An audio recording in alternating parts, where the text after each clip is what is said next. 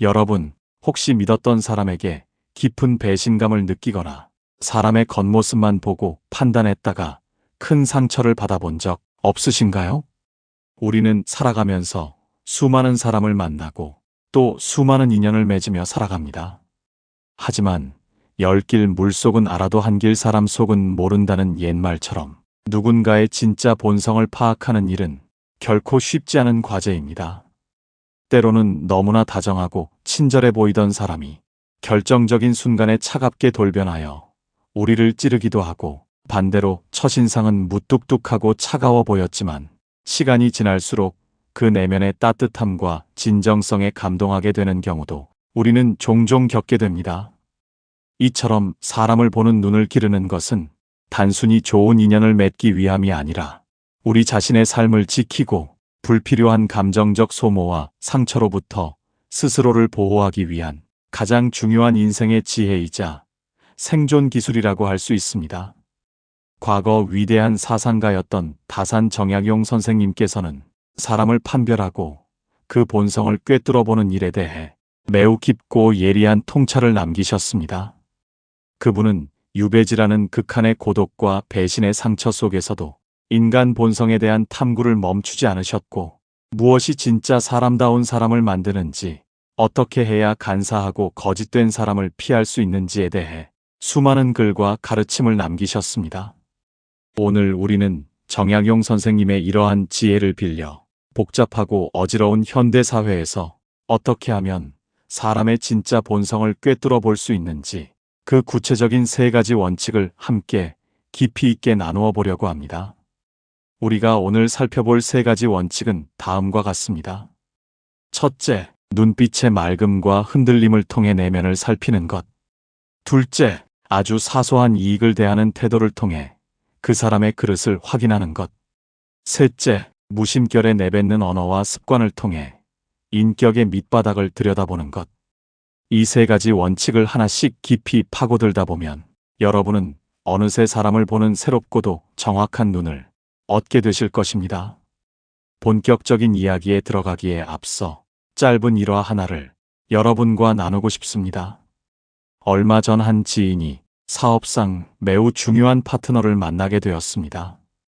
그 파트너는 화려한 언변과 세련된 매너를 갖추고 있었고, 누가 보아도 매력적이고 신뢰할 만한 사람으로 보였습니다. 제 지인은 그의 겉모습과 화려한 배경에 마음을 빼앗겨 덜컥 큰 계약을 맺고 말았습니다. 하지만 막상 일을 시작하고 보니 그 파트너는 이익 앞에서는 한없이 이기적으로 변했고, 문제가 발생하면 모든 책임을 남에게 떠넘기기 일쑤였습니다.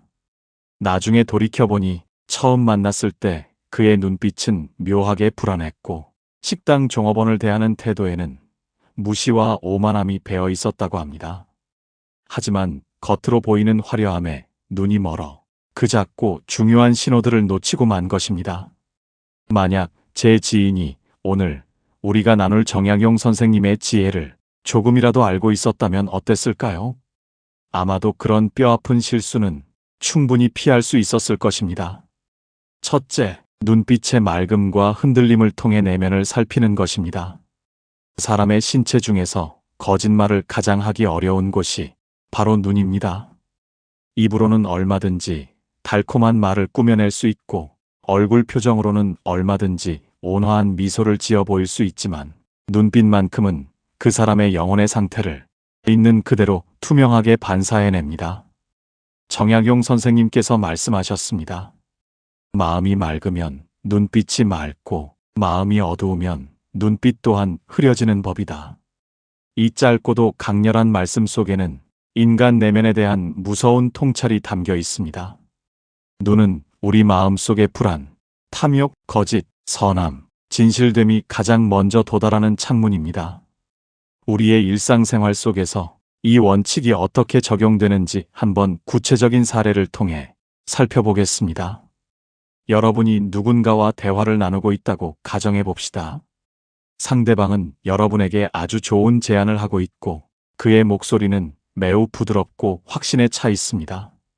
하지만 여러분이 그의 눈을 깊이 들여다보았을 때 그의 시선이 자꾸만 다른 곳을 향하거나 여러분의 눈을 제대로 마주치지 못하고 쉴 새 없이 흔들린다면 여러분은 어떤 느낌을 받으시겠습니까? 또는 눈을 마주치고는 있지만 그 눈빛 속에 묘한 탁함이나 뭔가를 숨기고 있는 듯한 차가운 계산이 엿보인다면 말입니다. 반대로 말주변은 조금 부족하고 표현은 투박하지만 여러분을 바라보는 눈빛이 호수처럼 맑고 고요하며 어떤 흔들림이나 회피 없이 진실되게 여러분을 응시하는 사람을 만난다면 우리는 본능적으로 그 사람에게 깊은 신뢰를 느끼게 됩니다. 이것이 바로 눈빛이 가진 무서운 힘이며 본성을 숨길 수 없는 결정적인 증거입니다. 정약용 선생님의 철학에 비추어 볼 때 눈빛이 맑다는 것은 단순히 시력이 좋거나 눈동자가 예쁘다는 뜻이 결코 아닙니다. 그것은 그 사람의 내면에 부끄러움이 없고 숨길 것이 없으며 타인을 해치고자 하는 악한 의도가 없다는 것을 증명하는 내면의 증표입니다. 사기꾼이나 겉과 속이 다른 사람들은 자신의 진짜 목적을 숨기기 위해 엄청난 에너지를 소모합니다. 그들은 상대방을 속여야 한다는 강박과 자신의 거짓말이 들통날지도 모른다는 무의식적인 불안감을 항상 안고 살아갑니다. 이러한 내면의 갈등과 불안은 결국 눈빛의 미세한 흔들림이나 눈동자의 초점 잃은 움직임으로 반드시 새어나오게 되어 있습니다. 아무리 철저하게 훈련된 사람이라 할지라도 무의식적으로 튀어나오는 눈빛의 진실만큼은 완벽하게 통제할 수 없는 법입니다. 그렇다면 우리는 일상생활 속에서 어떻게 타인의 눈빛을 제대로 읽어내고 그 본성을 파악할 수 있을까요? 여기에 대한 구체적인 조언을 드리자면 상대방과 대화할 때 단순히 그의 말을 듣는 것에만 집중하지 말고 그의 두 눈을 온화하지만 깊이 있게 응시하는 연습을 해야 합니다. 상대방을 쏘아보거나 부담스럽게 쳐다보라는 뜻이 아닙니다. 대화의 중간중간, 특히 중요한 이야기를 나눌 때나 상대방이 자신의 감정을 표현할 때 그의 눈동자 깊은 곳을 조용히 바라보십시오. 그 눈빛이 맑고 투명하여 마치 맑은 물가에 서 있는 듯한 편안함을 주는지 아니면 탁하고 복잡하여 늪을 들여다보는 듯한 불쾌함이나 불안함을 주는지 여러분의 직관과 느낌을 믿어보시기 바랍니다. 인간은 오랜 진화 과정을 통해 타인의 눈빛을 읽어내고 위험을 감지하는 본능적인 능력을 마음 깊은 곳에 간직하고 있습니다. 정약용 선생님의 가르침은 바로 이 잠들어 있는 우리의 직관을 깨우고 겉으로 드러나는 현상 너머의 본질을 꿰뚫어 보라는 강력한 촉구인 것입니다. 눈빛은 거짓말을 하지 않습니다. 사람을 만날 때 가장 먼저 그의 눈을 보십시오. 그곳에 그 사람이 살아온 삶의 이력과 앞으로 여러분에게 보여줄 진짜 얼굴이 모두 담겨 있습니다. 둘째, 아주 사소한 이익을 대하는 태도를 통해 그 사람의 그릇을 확인하는 것입니다. 우리는 흔히 큰 사건이나 중대한 위기가 닥쳤을 때만 사람의 진짜 본성이 드러난다고 생각하기 쉽습니다.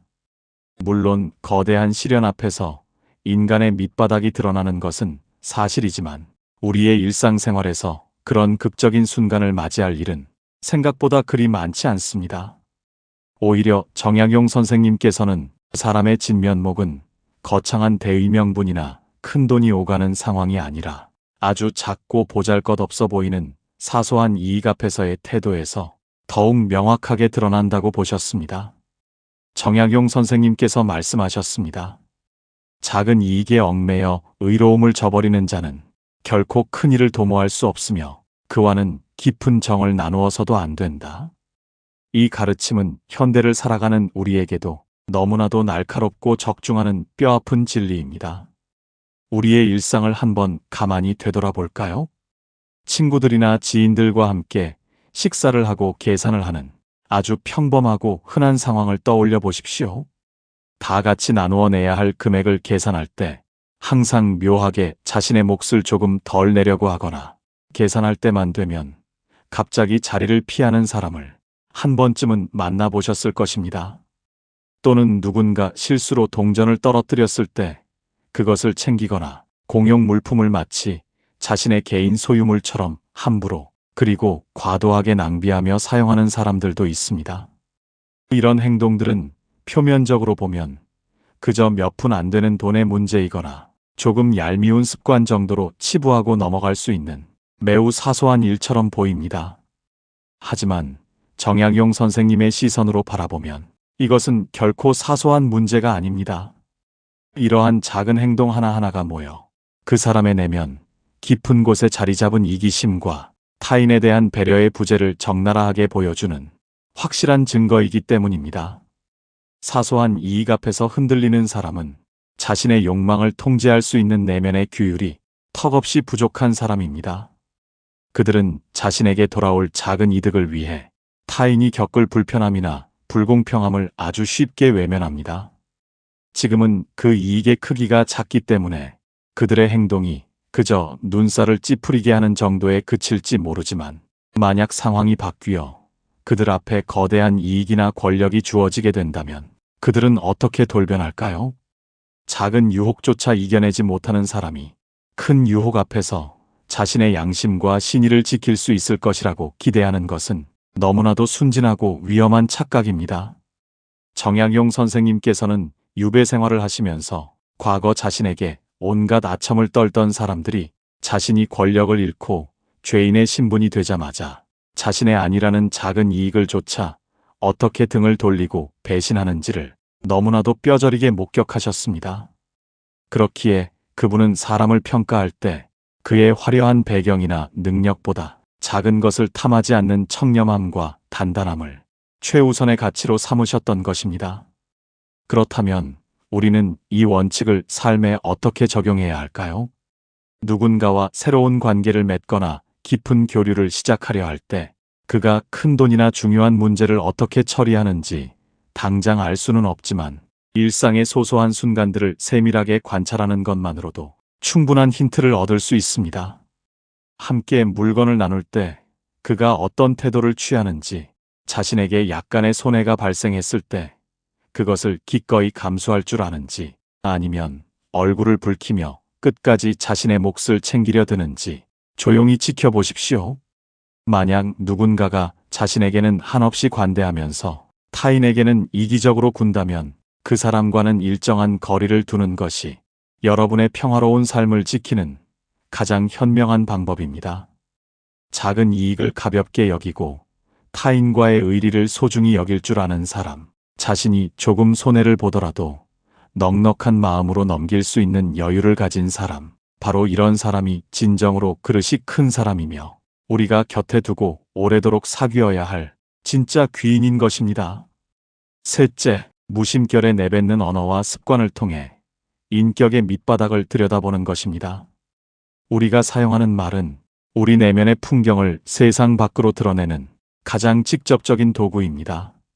사람들은 보통 중요한 자리이거나 자신보다 지위가 높은 사람 앞에서는 자신의 언어를 철저하게 통제하고 가장 정제되고 아름다운 단어만을 골라 사용하려 노력합니다.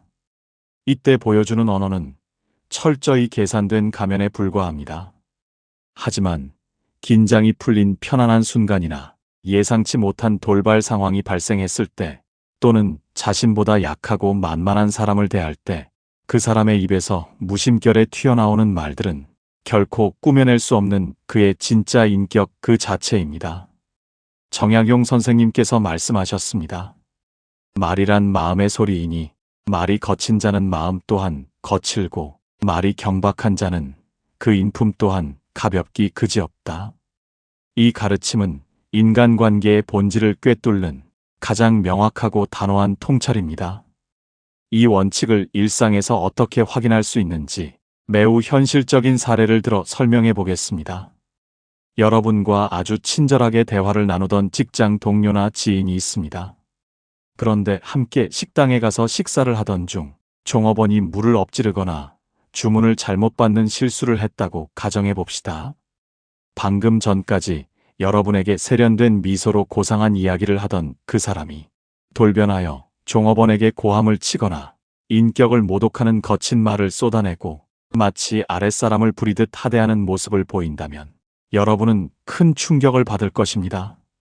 또 다른 예로 평소에는 점잖은 척하지만 친한 사람들끼리 모인 자리에서는 끊임없이 타인의 험담을 늘어놓고 약점을 잡아 조롱하는 것을 유머로 포장하며 즐기는 사람이 있습니다.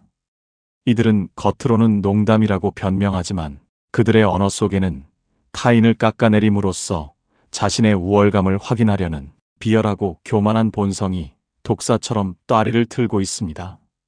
왜 무심결에 나오는 언어가 그토록 중요할까요? 언어는 단기간에 억지로 꾸며낼 수 있는 것이 아니기 때문입니다.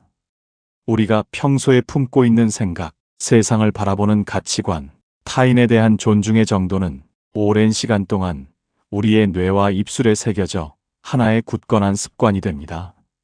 평소 마음속에 분노와 시기심, 교만함이 가득한 사람은 아무리 그것을 우아한 포장지로 감싸려 해도 결정적인 순간에 찢어진 포장지 사이로 그 악취가 새어나옵니다.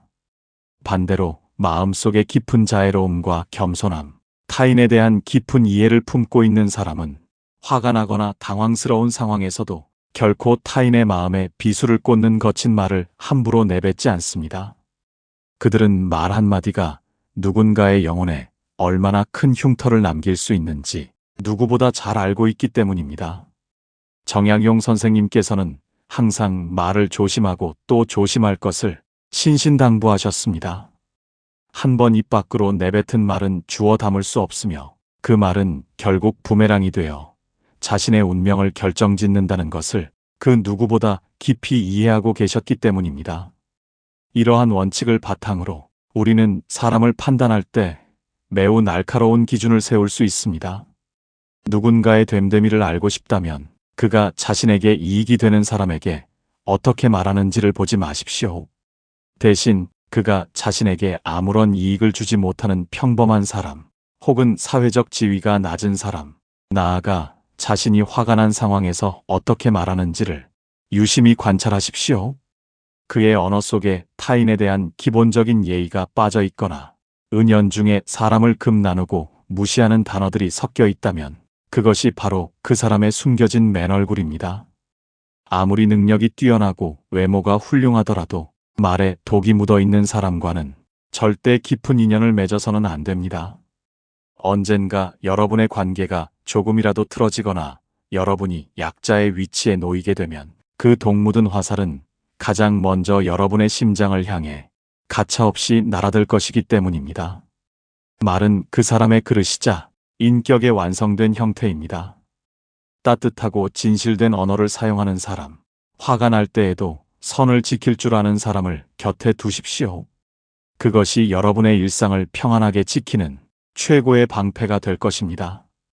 다시 첫 번째 원칙인 눈빛에 대한 이야기로 조금 더 깊이 들어가 보겠습니다. 눈빛은 단순히 진실과 거짓을 가르는 척도를 넘어서 그 사람이 세상을 대하는 기본적인 생명력을 보여주는 가장 중요한 지표이기도 합니다. 여러분, 혹시 삶에 지쳐 눈빛이 텅 비어버린 사람을 만나보신 적이 있으신가요? 아무리 화려한 옷을 입고 큰 목소리로 웃고 떠들어도 그 눈동자 깊은 곳에 아무런 초점이 없고 마치 영혼이 빠져나간 것처럼 공허한 느낌을 주는 사람들이 있습니다. 이러한 공허한 눈빛은 그 사람의 내면이 심각한 결핍이나 절망, 혹은 만성적인 무기력증에 빠져 있다는 것을 무언으로 외치는 비명과도 같습니다. 정약용 선생님께서는 스스로를 수양하는 자의 눈빛은 언제나 밤하늘의 별처럼 또렷하게 빛나야 한다고 강조하셨습니다. 내면에 확고한 신념이 있고 스스로의 삶을 통제할 수 있는 힘을 가진 사람의 눈빛은 어떤 시련 앞에서도 쉽게 흐려지지 않습니다. 그들의 눈빛에는 타인을 압도하는 공격성이 아니라 스스로를 지키는 단단한 방패와 같은 부드러운 카리스마가 서려 있습니다. 반면에 자신의 이익만을 좇아 하루하루를 불안 속에 살아가는 얄팍한 사람들의 눈빛은 항상 쫓기는 짐승처럼 산만합니다. 그들은 눈앞의 사람에게 온전히 집중하지 못하고 주변을 두리번거리며 끊임없이 상황의 유불리를 계산합니다. 이런 사람들과 마주 앉아 대화를 나누다 보면 이상하게 내 기가 빨리는 듯한 피로감을 느끼게 되고 그들이 아무리 좋은 말을 늘어놓아도 마음 한구석에는 찜찜한 불신이 남게 됩니다. 이것은 여러분의 직관이 보내는 매우 정확한 경고 신호입니다. 따라서 누군가를 만났을 때 그의 눈빛에서 차가운 탐욕이나 안개 같은 흐릿함이 느껴진다면 그의 화려한 제안 뒤에 숨겨진 그의 진짜 의도를 철저하게 의심해 보아야 합니다. 눈빛이 맑고 선한 사람들과 가까이 지내면 나의 마음 또한 맑은 물에 씻긴 듯 정화되고, 탁하고 어두운 눈빛을 가진 사람들과 얽히게 되면 어느새 내 삶의 진흙탕 속으로 끌려 들어가게 마련입니다. 그러므로 사람을 볼 때는 그가 가진 재산이나 사회적 지위라는 두꺼운 안경을 벗어던지고 오직 그의 두 눈동자라는 투명한 거울만을 정직하게 들여다보는 훈련을 멈추지 마십시오. 이제 두 번째 원칙이었던 사소한 이익 앞에서의 태도에 대해 더 깊은 통찰을 나누어 보겠습니다. 이익이라는 것은 반드시 돈이나 물질만을 의미하지 않습니다. 시간, 감정, 에너지, 관심 등 우리가 살아가면서 타인과 주고받는 모든 무형의 가치들 역시 일종의 이익이라고 볼 수 있습니다. 예를 들어 항상 약속 시간에 늦는 사람을 생각해 보십시오. 그는 자신의 시간이라는 이익을 지키기 위해 타인의 시간이라는 귀중한 자원을 아무렇지 않게 착취하고 있는 것입니다. 그는 미안하다고 변명을 늘어놓지만 그의 무의식 속에는 타인의 시간은 자신의 시간보다 덜 중요하다는 지독한 오만함과 이기심이 깔려 있습니다. 이 역시 사소한 이익 앞에서 자신의 편의만을 챙기는 매우 나쁜 본성의 발현이라고 할 수 있습니다. 또 다른 예로 항상 자신만의 감정을 쏟아내고 위로받기를 원하면서 정작 타인이 힘들 때에는 바쁘다는 핑계로 교묘하게 피하는 사람들도 이 부류에 속합니다. 그들은 감정이라는 무형의 자원을 끊임없이 타인으로부터 빼앗아 자신의 결핍을 채우려 하지만 자신의 에너지를 타인을 위해 조금이라도 소모하는 것은 극도로 꺼립니다. 정약용 선생님께서 말씀하셨습니다.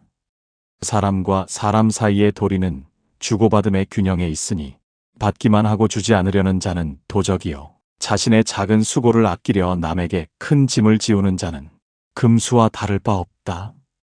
우리는 흔히 도둑만을 나쁜 사람이라고 생각하지만 이처럼 일상 속에서 타인의 배려를 당연한 듯 빨아먹고 자신은 어떤 희생도 하지 않으려는 얄팍한 사람들이야말로 우리의 삶을 서서히 병들게 하는 가장 치명적인 독약입니다. 그들은 아주 교묘하고 자연스럽게 행동하기 때문에 우리는 착취당하고 있다는 사실조차 깨닫지 못할 때가 많습니다. 그렇기 때문에 우리는 누군가와의 관계 속에서 주고받는 것들의 균형이 어떻게 이루어지고 있는지를 냉정하게 살펴보아야 합니다. 자신이 조금 손해보는 것을 두려워하지 않고 타인을 위해 기꺼이 자신의 시간과 에너지를 나눌 줄 아는 사람. 작은 호의를 받았을 때 그것을 잊지 않고 어떻게든 보답하려 노력하는 염치를 아는 사람. 이러한 사람들은 그 내면의 그릇이 크고 단단하여 어떤 시련이 와도 서로의 손을 놓지 않을 진짜 신뢰할 수 있는 사람들입니다. 반면에 자신이 베푼 아주 작은 호의는 마치 큰 은혜를 내린 것처럼 생색을 내면서 자신이 받은 큰 도움에 대해서는 입을 싹 닦는 사람. 계산기 전원을 항상 켜두고 사람을 만나며 자신에게 이익이 돌아오는 쪽으로만 태도를 바꾸는 사람. 이런 자들은 당장 눈앞에서는 달콤한 이익을 줄지 몰라도 결국 당신이 가장 도움이 필요한 순간에 가장 먼저 등을 돌리고 당신을 배신할 자들입니다. 세 번째 원칙인 무심결에 나오는 언어와 습관에 대해서도 더욱 깊은 사유를 전개해 보겠습니다. 여러분 주변에 혹시 입만 열면 세상에 대한 불만과 타인에 대한 비난, 부정적인 전망만을 쏟아내는 사람이 있지 않으신가요? 그들의 입에서 나오는 단어들은 언제나 날카로운 가시가 돋쳐 있고 그들의 화제는 늘 누군가의 실패나 잘못, 사회의 부조리에 대한 분노로 가득 차 있습니다. 이런 부정적인 언어의 습관을 가진 사람의 내면은 이미 짙은 어둠과 열등감으로 골마 있을 확률이 매우 높습니다. 그들은 스스로를 불행하다고 느끼기 때문에 타인의 행복이나 성공을 순수하게 축하해 주지 못하고 자신도 모르는 사이에 타인을 끌어내리는 독설을 내뱉게 됩니다. 이런 사람과 오랜 시간 대화를 나누다 보면 나의 에너지가 급격히 고갈되고 우울감에 전염되기 십상입니다. 언어는 강력한 전염성을 가지고 있습니다. 말은 단순히 공기를 진동시키는 소리가 아니라 말하는 사람의 에너지를 상대방에게 고스란히 전달하는 보이지 않는 파동입니다. 반대로 긍정적이고 따뜻한 언어를 사용하는 사람을 살펴보십시오. 그들은 똑같이 힘든 상황 속에서도 희망의 불씨를 찾아내는 단어를 선택합니다. 타인의 실수를 비난하기보다는 격려와 위로의 말을 건네고 자신의 작은 성취뿐만 아니라 타인의 기쁨에도 진심을 다해 박수를 쳐줄 줄 아는 사람들입니다. 이들의 언어 속에는 타인에 대한 깊은 애정과 세상에 대한 감사가 촉촉한 봄비처럼 스며들어 있습니다. 정약용 선생님께서 말씀하셨습니다. 덕이 있는 사람의 말은 봄바람과 같아서 만물을 소생시키고 악한 사람의 말은 겨울서리와 같아서 만물을 시들게 한다. 여러분은 봄바람 같은 사람과 함께 인생의 꽃을 피우고 싶으신가요? 아니면 겨울서리 같은 사람 곁에서 얼어붙고 싶으신가요? 그 선택은 전적으로 여러분의 몫이지만 그 판단의 기준은 오직 그 사람이 뱉어내는 일상의 단어들 속에 명백하게 숨어 있다는 사실을 결코 잊어서는 안 됩니다. 우리가 지금까지 살펴본 세 가지 원칙. 첫째, 눈빛의 맑음과 흔들림을 살피는 것. 둘째, 사소한 이익을 대하는 태도를 보는 것. 셋째, 무심결에 내뱉는 언어를 관찰하는 것. 이 세 가지는 인간의 본성은 우리가 무심코 지나치는 아주 작고 보잘것없는 일상의 틈새 사이로 자연스럽게 스며 나온다는 진리를 보여줍니다. 정약용 선생님의 지혜가 오늘날까지도 이토록 깊은 울림을 주는 이유는 그분이 사람과 부대끼고 상처받으며 피눈물 나는 삶의 한가운데서 얻어낸 지독하게 현실적이고 생생한 통찰이기 때문입니다.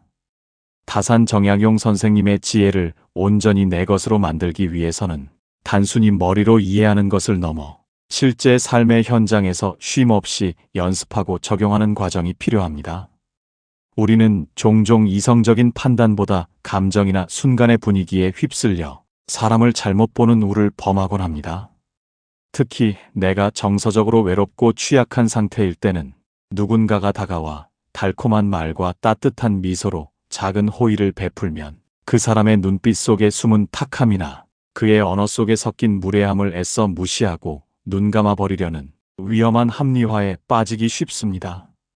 이런 식의 희망회로는 결국 나 스스로를 상처 입히는 가장 날카로운 칼이 되어 돌아옵니다.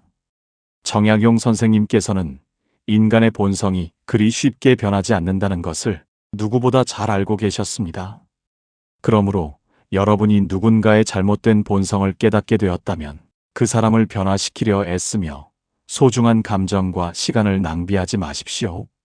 대신 조용히 그러나 단호하게 마음의 거리를 두고 물러서는 것이 여러분이 취할 수 있는 가장 현명하고 우아한 방어 자세입니다. 인간관계에 있어서 단호함은 결코 매정하거나 나쁜 것이 아닙니다. 그것은 내 영혼을 지키고 나를 진심으로 아껴주는 진짜 소중한 사람들에게 더 많은 사랑을 쏟기 위한 필수적인 마음의 보호 작업입니다.